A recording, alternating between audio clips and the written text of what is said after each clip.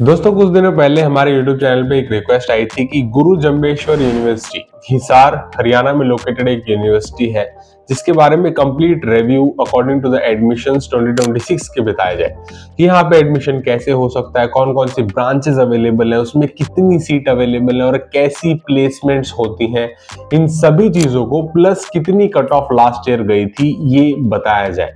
दोस्तों हालांकि हम लोग बीटेक हरियाणा को लेके स्पेसिफिकली हर कॉलेज को लेके वीडियोस बनाने वाले हैं, तो definitely this was the initial request, तो हमने कहा स्टार्ट इसी से करते हैं। तो आज के इस वीडियो में गुरु जम्बेश्वर यूनिवर्सिटी जीजेयू हिसार का complete details for the admission in 2026 आपको मिलने वाला है। चलिए बिना किसी देरी के आज के इस वीडियो की शुरुआत करते हैं।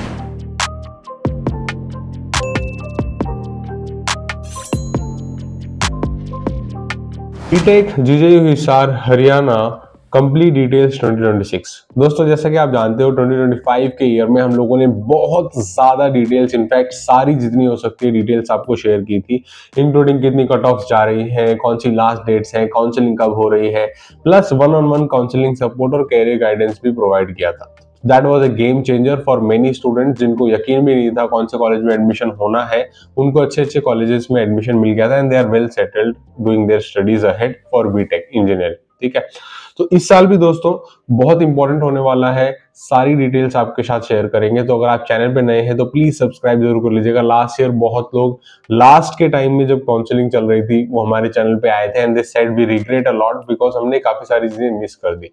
तो आप ऐसा ना करें, इसलिए इस वीडियो को सभी लोगों के साथ शेयर भी करिए ताकि वो लोग भी इसे वॉच करें और अपने नेटवर्क्स में शेयर करें ताकि सभी स्टूडेंट्स तक इसकी इंफॉर्मेशन पहुंच पाए। ठीक है, we hope the admissions become very smooth and really meaningful clarity आपको देने में हम लोग हेल्प करते हैं। ठीक है, सो जीजेयू हिसार दोस्तों थोड़ी हाल ही के दिनों में काफी प्रश्न में भी आया था क्योंकि जो रिसेंट रैंकिंग थी हरियाणा की वो जीजेयू हिसार की सबसे अच्छी रैंकिंग सामने आई थी। ठीक है, इन द यूनिवर्सिटी कैटेगरी बहुत अच्छी यूनिवर्सिटी मानी जा रही है और काफी सारे स्टूडेंट्स हैं जो हिसार के आसपास लोकेटेड है तो उनके लिए बहुत प्रेफरेंशियली अच्छा ऑप्शन भी होता है। So they want to study here.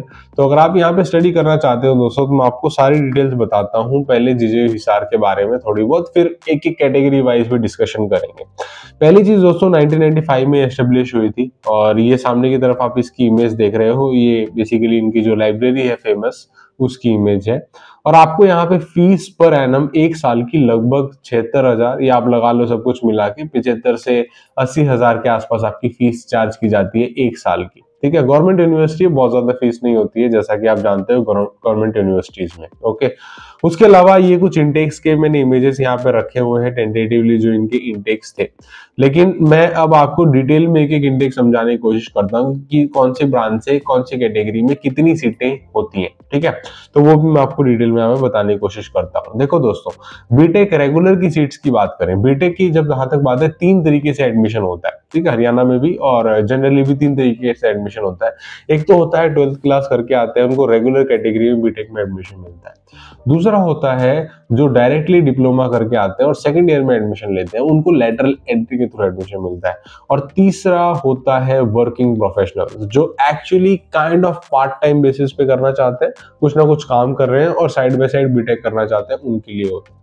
तो पहले जो रेगुलर प्रोग्राम है दोस्तों, वहां पे अगर आप देखेंगे तो BTech computer science engineering one of the most trending technology जहां पे एडमिशन स्टूडेंट्स लेना चाहते हैं उसमें 120 सीट्स है, 120 सीट्स है। जबकि बीटेक आईटी इंफॉर्मेशन टेक्नोलॉजी में 60 सीट्स है।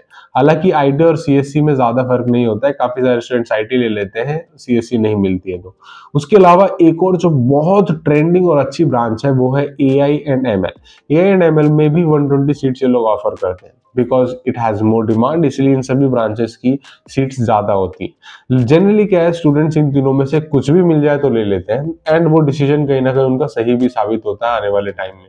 तो आप भी चाहें तो ले सकते हैं। बाकी डेफिनेटली हर ब्रांच का अलग स्कोप होता है। क्या स्कोप है, कैसे, हमने डिटेल में बात किया है क्योंकि कंप्यूटर साइंस इंजीनियरिंग, सीएससी या आईटी इंडस्ट्री में हम लोग ऑलरेडी काम कर रहे हैं, तो आपको शायद बता पाएंगे कि एआई में कैसे काम होता है, एमएल में काम होता क्या है। तो अगर आप उन सभी चीजों को जानना चाहते हो तो आप पूछ सकते हैं, हमें इंस्टाग्राम पे भी कनेक्ट कर सकते हैं और टॉप मेट पे तो डायरेक्टली हमारी सर्विसेज अवेलेबल है। यहाँ पे दोस्तों electronics and communication engineering which is also a very good branch, इसकी 60 सीट्स देखने को मिलती हैं। मैंने भी इलेक्ट्रॉनिक्स एंड कम्युनिकेशन इंजीनियरिंग से ही पढ़ाई की थी, बाद में मैंने अभी आईटी इंडस्ट्री में ज्वाइन किया था। मैकेनिकल इंजीनियरिंग की जहां तक बात है, वहां पे फिर से 60 सीट्स हैं। प्रिंटिंग टेक्नोलॉजी की 60 सीट्स हैं। प्रिंटिंग थोड़ी सी कम लेते हैं स्टूडेंट्स, प्रिंटिंग और पैकेजिंग टेक्नोलॉजी। पैकेजिंग टेक्नोलॉजी में 30 ही सीट रखी गई हैं। फूड टेक्नोलॉजी में भी कुछ स्टूडेंट्स लेते हैं दोस्तों, तो यहाँ पे 30 सीट्स रखी गई हैं। उसके अलावा सिविल इंजीनियरिंग की 60 सीट्स है और इलेक्ट्रिकल इंजीनियरिंग की भी 60 सीट्स है। सिविल इलेक्ट्रिकल जनरली वो लोग ज्यादा लेते हैं जिनको आगे गवर्नमेंट साइड में जाना होता है, सॉफ्टवेयर इंडस्ट्री से कोई लेना देना नहीं होता है। Okay, that is another area. उसके अलावा दोस्तों यहाँ पे electronics and biomedical engineering, this is also relevant branch, क्योंकि जैसे ये न्यू एजुकेशन पॉलिसी आया था, कुछ ऐसी ब्रांचेस को इंट्रोड्यूस किया गया है जिनकी जरूरत ज्यादा महसूस होती है। उनमें से कुछ ब्रांच ये भी है, ठीक है, जहां पे बायोमेडिकल के साथ इलेक्ट्रॉनिक्स का मिश्रण आप देखते हैं। फिर आता है एआई एंड डाटा साइंस, ये भी बहुत अच्छी ब्रांच है।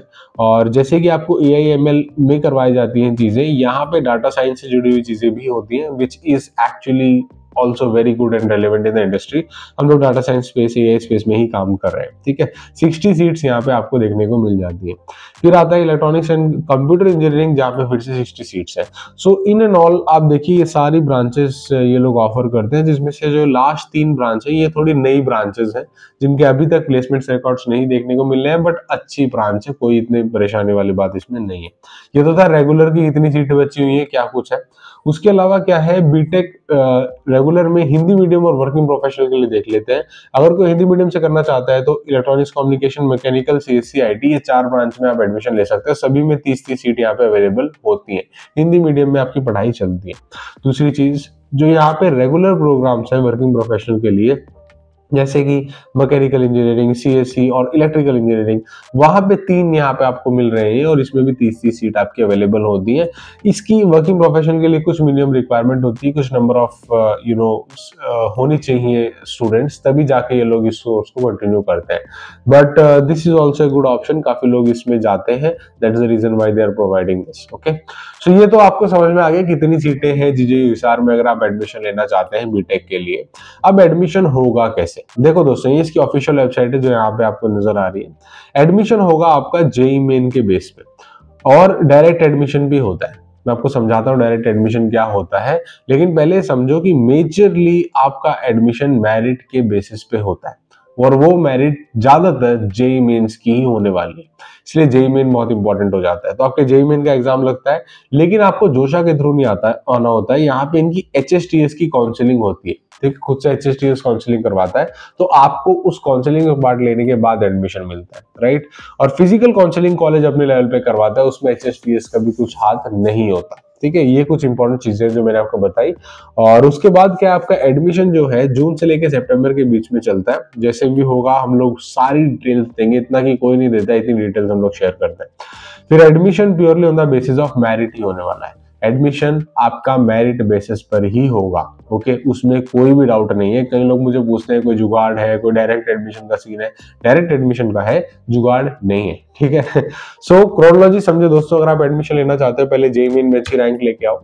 जेईई मेन में अच्छी रैंक लेने के बाद एचएसटीएस में रजिस्ट्रेशन करो जब काउंसलिंग हो रही है, और यहाँ पे इस कॉलेज को फिल करो, आपका एडमिशन मिल जाएगा। अगर एचएसटीएस के थ्रू नहीं जाना चाहते तो डायरेक्टली भी कॉलेज लेवल पे फिजिकल काउंसलिंग में जाकर एडमिशन ले सकते हैं। ऑलमोस्ट हर ब्रांच की सीटें उसमें वैकेंट होती है, कोई भी टेंशन लेने वाली बात नहीं, ठीक है। ये चीज क्लियर हो गई। अब सर ये डायरेक्ट एडमिशन का बता दीजिए क्या है। देखो, डायरेक्ट एडमिशन का ये सीन है, अगर आप जो है एडमिशन लेते हैं जेईई मेंस, एचएसटीएस, फिजिकल काउंसलिंग पे तो बहुत अच्छी बात है, लेकिन क्या होता है कभी कभार बच्चे बहुत लिमिटेड होते हैं और सीटें वैकेंट बच जाती हैं।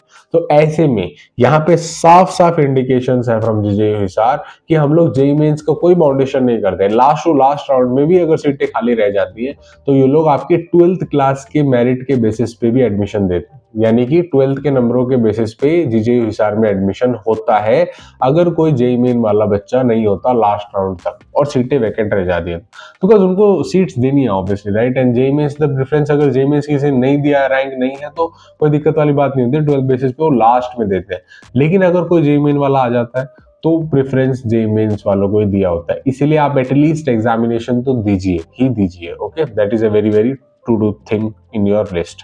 अब आते हैं एक और मोस्ट इंपॉर्टेंट चीज पे, ये है सर कट ऑफ भी बता दीजिए कितनी कट ऑफ जाती है, कितने रैंक पर एडमिशन मिलता है। मैंने यहाँ पे दो कैटेगरी को इंक्लूड किया कि बहुत सारी कैटेगरीज हो जाती है। फिर अगर आप किसी और चीज के बारे में जानना चाहते हो तो वन ऑन बेसिस पे हमारा सपोर्ट ले सकते हैं और डायरेक्टली हम कॉन्टेक्ट करके आपको सारी डिटेल्स प्रोवाइड कर देंगे, ठीक है। और यहाँ पे दोस्तों अगर आप देखेंगे तो मैंने ऑल इंडिया कैटेगरी से जितनी भी ऑल इंडिया कैटेगरी की मैक्सिमम रैंक है वो कट ऑफ लिखी हुई है, और एचओजीसी कैटेगरी की मैक्सिमम रैंक की कट ऑफ लिखी हुई है। AI and data science which is also very trending technology, उसमें अगर आप देखेंगे तो 1,40,000 के आसपास इनकी क्लोजिंग गई थी। सेकेंड ऑनलाइन काउंसलिंग की बात कर रहा हूँ, तो अगर आप फिजिकल काउंसलिंग की बात करते हो तो रैंक थोड़ी थोड़ी और एक्स्ट्रा हो जाती है, obviously that is bound to happen. HOGC के लिए 1,50,000 के आसपास भी लगभग रैंक है, तो मिल गया होगा स्टूडेंट्स को एडमिशन।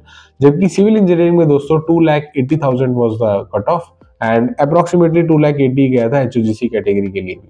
कंप्यूटर साइंस इंजीनियरिंग में अगर आप देखेंगे, वो आगे चले गए हम लोग, कंप्यूटर साइंस इंजीनियरिंग में अगर आप देखेंगे दोस्तों तो यहाँ पे 1,11,000 was the rank for all India category और 1,24,000 थी एचओजीसी कैटेगरी के लिए।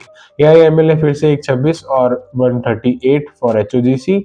और इलेक्ट्रिकल इंजीनियरिंग में थोड़ा ज्यादा जाता है, तो यहाँ पे आप देख सकते हो 198 या 220 के आसपास की कट ऑफ देखने को मिलती है। इलेक्ट्रॉनिक्स एंड बायोमेडिकल थोड़ा नया था, तो लगभग आपको 3 लाख के आसपास भी रैंक होगी जेई मेन में, तो यहाँ पे एडमिशन मिला होगा। और electronics and communication is also very good branch, इसलिए 170 के आसपास यहाँ पे कट ऑफ गई थी। ऑनलाइन राउंड्स की बात है।